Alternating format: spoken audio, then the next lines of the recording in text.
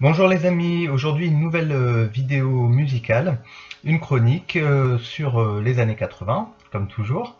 Et aujourd'hui je vais vous parler d'une chanteuse américaine qui est issue d'une grande dynastie musicale.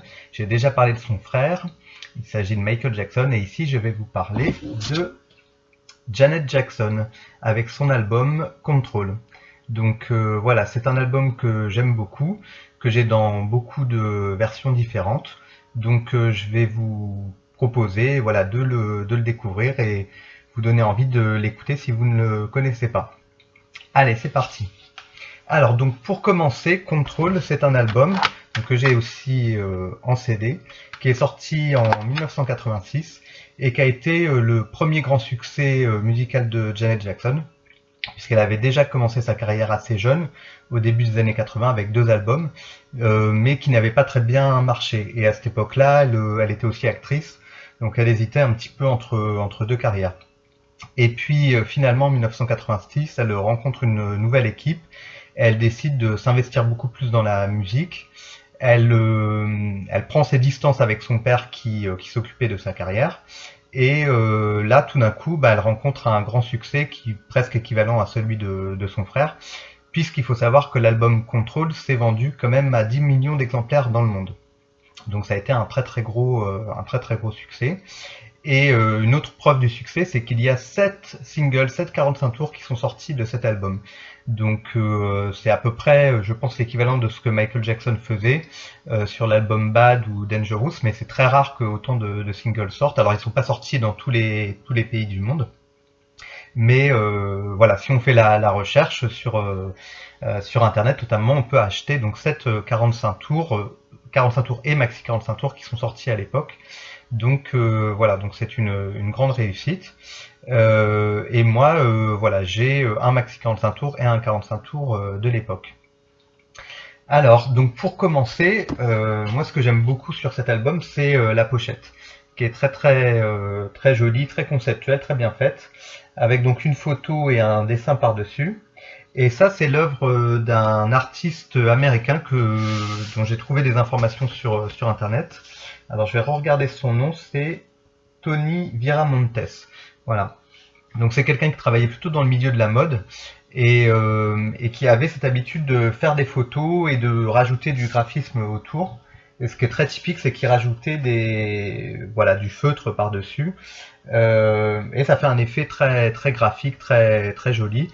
Donc si vous faites des recherches sur Google, sur Instagram, vous verrez toutes les créations qu'il a fait à cette époque. Et voilà, on peut dire vraiment qu'il a marqué l'esthétique de cette époque-là. Et donc on a ce même concept esthétique sur le maxi 45 tours de Control que j'ai ici. Donc est très joli aussi. Donc même type de photo, même type de graphisme autour. Et puis j'ai également le petit 45 tours de What Have You Done For Me Lately. Donc voilà, toujours pareil, une photo donc toujours issue de la même séance photo, et puis des graphismes très voilà, un peu comme fait à la main, du découpage, peut-être dans un esprit un peu Matisse, je sais pas, mais bon. C'est assez sympa. Il y avait vraiment une esthétique très, très moderne pour l'époque et qui fait vraiment le style des années 80. Et en même temps, ça a assez bien vieilli parce que c'est très minimaliste. On a juste un espèce de rectangle ici, une typo toute simple qui ressemble à du Arial, qui n'est pas vraiment du Arial. Donc je trouve que c'est une belle pochette. C'est un peu pour la musique et pour la pochette qu'on peut acheter cet album. Voilà, la pochette intérieure est jolie aussi, à l'arrière, c'est assez joli, voilà. Donc, comme je vous le disais, 7 singles qui sont sortis sur 9 titres. Donc, on a 4 titres en phase 1 et 5 titres en phase 2. Donc voilà, donc un album qui est un petit peu court, mais c'est assez typique des années 80, c'est rien d'exceptionnel. Hein. Souvent, il y avait moins de 10 titres ou 10 titres maximum. Et beaucoup de chansons que finalement vous connaîtrez, même si c'est vrai que l'album n'a pas eu un grand succès en France. C'est plus à partir des années 90 que Janet a eu du succès en France. Mais bon, What Have You Done For Me Lately, Control, When I Think of You, je pense que c'est quand même des chansons qui sont assez connues. Donc pour vous donner quelques infos plus techniques sur l'album, je regarde un petit peu la fiche Wikipédia. Donc c'est un album qui est sorti en février 86. Donc les fameux producteurs avec lesquels elle a travaillé sont Jimmy Jam et Terry Lewis. Donc elle fera beaucoup d'autres albums avec eux. C'est vraiment eux qui créent un peu le son Janet Jackson. Et puis elle-même participe à la production et à la musique et aux paroles aussi. Donc elle est aussi très investie dans cet album. Donc c'est un album de R&B New Jack Funk. La particularité, c'est plutôt le côté New Jack, qui est un peu la nouvelle musique de l'époque et qui se fait ressentir sur cet album et qui fait la différence avec les deux premiers albums qui étaient plus funk, on va dire. Voilà, même si le deuxième album commençait à avoir un petit peu un côté, bon, pas encore New Jack, mais plus moderne que le premier, on va dire. Et donc tous les singles qui sont sortis à partir de 1986 jusqu'en 1987, c'est What Have You Done For Me Lately, Nasty, When I Think of You, Control, Let's Wait a While, qui est une ballade, The Pleasure Principle, et puis dans quelques pays, Funny How Time Flies. Voilà, donc c'est vraiment beaucoup de singles, et donc beaucoup ont été classés aux États-Unis dans les premières places, puisque c'est écrit quelque part. On a un numéro 4 pour What Have You Done For Me Lately, un numéro 3 pour Nasty, donc au top US, un numéro 1 pour When I Think of You, et même bizarrement numéro 2 pour Let's Wait a While. Moi j'aurais pas pensé que c'est une chanson qui marcherait aussi bien. Control a été numéro 5 et Pleasure Principle numéro 14. Donc il n'y a que Funny How Time Flies qui n'a pas été classé. Mais voilà, donc il y a eu beaucoup quand même de succès pour cet album. Alors je vais vous décrire un petit peu titre par titre les chansons et vous expliquer pourquoi je les aime bien. Donc globalement, ce que j'aime bien, c'est que c'est un son beaucoup plus futuriste, beaucoup plus moderne, et c'est un son très synthé avec beaucoup d'effets, et c'est assez typique des années 80, cette volonté moderniste, on va dire. Donc ça commence dès la première chanson Control, on a beaucoup d'effets vocaux, on a une musique très dynamique, on a beaucoup de claps, voilà, plein d'ajouts, et ce qui fait que c'est vraiment une chanson très dynamique. C'est le thème de l'album. En gros, elle dit qu'elle veut avoir le contrôle de sa vie, et ça correspond à ce qu'elle fait concrètement en termes de production musicale. Et dessus, elle parle aussi qu'elle prend le contrôle de sa vie amoureuse. Ce qui n'est pas complètement éloigné de sa vraie vie, puisqu'elle s'était mariée très jeune, et que je pense qu'à cette époque-là, elle commençait à se séparer de son premier mari et à avoir une nouvelle forme de vie. Donc il y a des aspects autobiographiques qui sont assez crédibles. La deuxième chanson, c'est Nasty. Donc ça, c'est vraiment, je pense, une des chansons les plus emblématiques de l'album. Donc c'est une chanson où elle fait un petit peu un parallèle avec les mauvais garçons. Elle dit qu'elle aime bien les mauvais rythmes, entre guillemets, donc c'est une façon de dire les rythmes accrocheurs, un peu, voilà, mais qu'elle aime pas les mauvais garçons. Mais bon, en même temps, il y a tout un jeu dans la chanson avec des chœurs masculins qui viennent lui répondre. Donc c'est vraiment une des chansons les plus efficaces, les plus emblématiques de l'album. Il faut regarder les clips aussi qui sont très sympas, où elle faisait beaucoup de chorégraphie. Janet, c'est quelqu'un qui s'est fait vite connaître pour ses qualités de danseuse, donc ça se voyait aussi dans ses clips.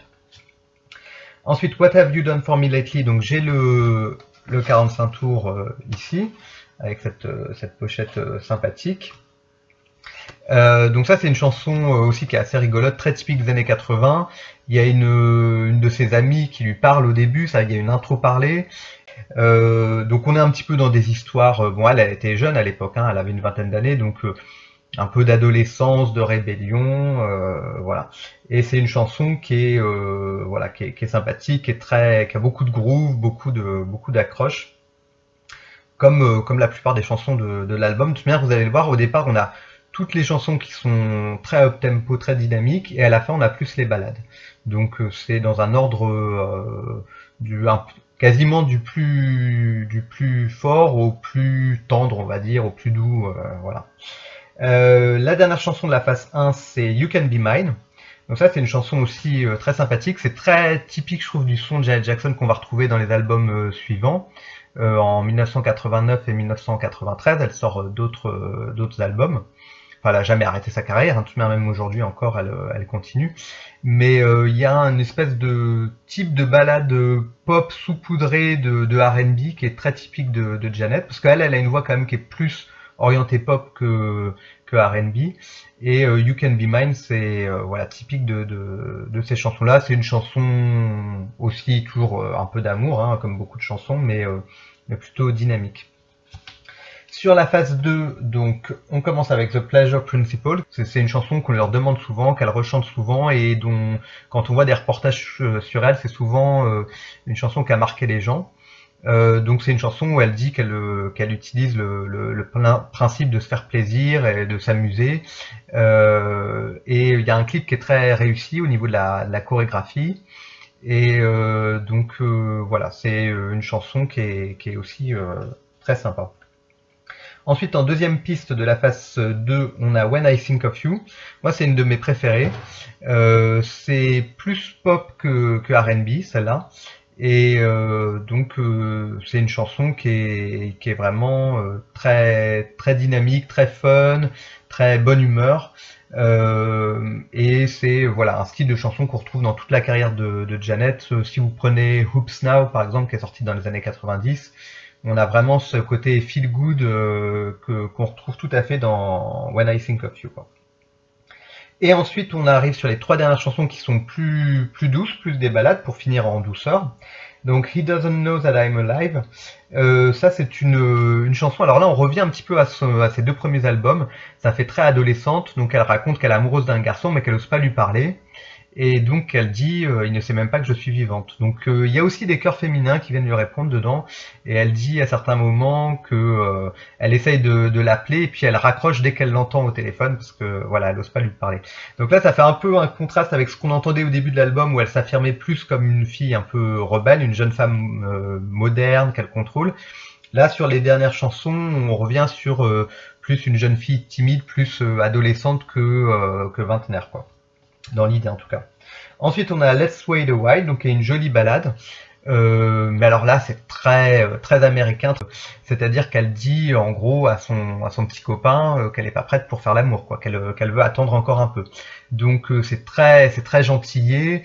Et voilà, c'est vraiment, c'est peut-être un peu pour contrebalancer les premières chansons. Est-ce que c'est lié à c'est peut-être lié à cette culture américaine elle-même? Elle vient d'une culture américaine témoin de Jéhovah qui est assez stricte quand même. Et puis les Américains ont toujours eu cette hypocrisie d'être très puritains et en même temps de toujours faire beaucoup de déballage, de show-off et de choses sexy. Donc il y a toujours les deux qui sont qu'on retrouve, voilà. Bon, et puis en même temps, après, ça correspond aussi peut-être tout simplement à l'âge qu'elle avait à l'époque et cette espèce d'ambivalence entre la jeune fille et la femme, quoi. Et la dernière chanson, donc qui est sortie aussi en single, Funny How Time Flies, qui est une ballade très langoureuse, qui est pas extrêmement structurée, qui est pas la meilleure chanson de l'album, mais en même temps en dernière piste ça passe bien. Mais je trouve que c'est un peu le titre le moins accrocheur de l'album, honnêtement. Donc voilà, c'est une balade où elle dit voilà que quand elle est avec son amoureux, elle voit pas le temps de passer, quoi.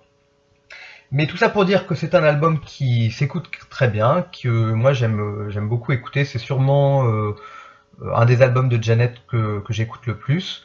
Rhythm Nation qui est sorti après, je l'aime bien aussi, mais je trouve qu'il est un peu trop compliqué, alors que là on est à quelque chose de plus ramassé, de plus efficace, quoi.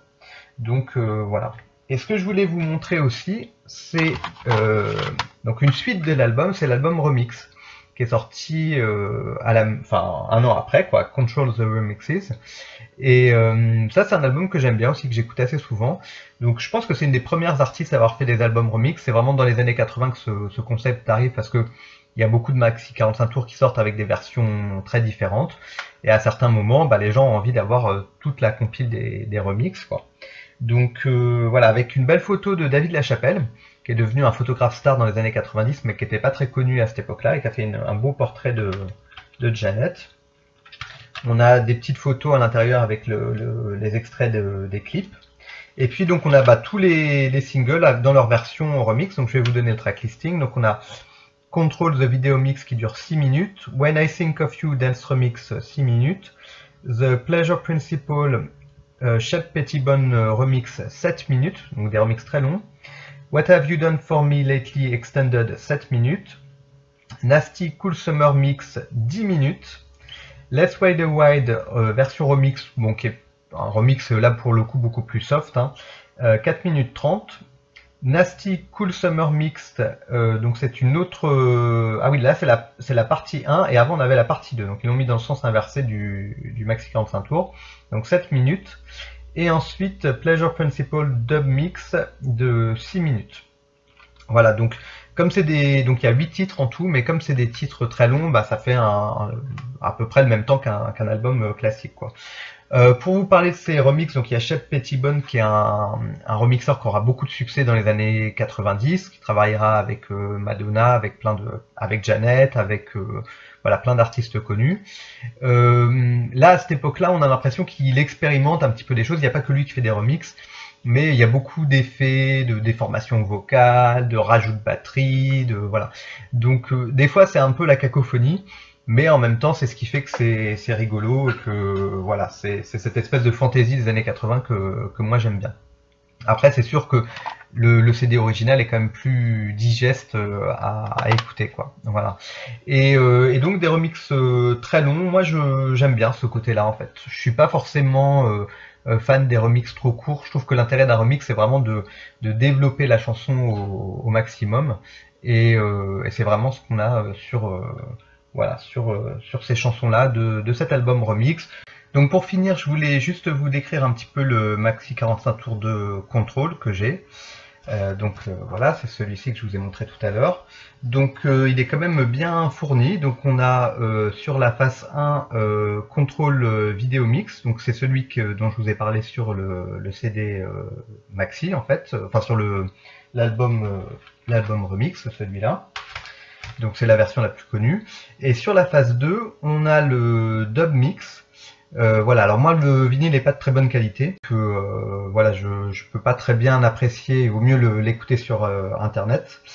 Et puis ce qui est assez sympathique, c'est qu'il y a la version a cappella. Alors c'est pas un pur a cappella, il y a quand même comment dire, il y a quand même des éléments musicaux derrière, mais il n'y a pas de rythme.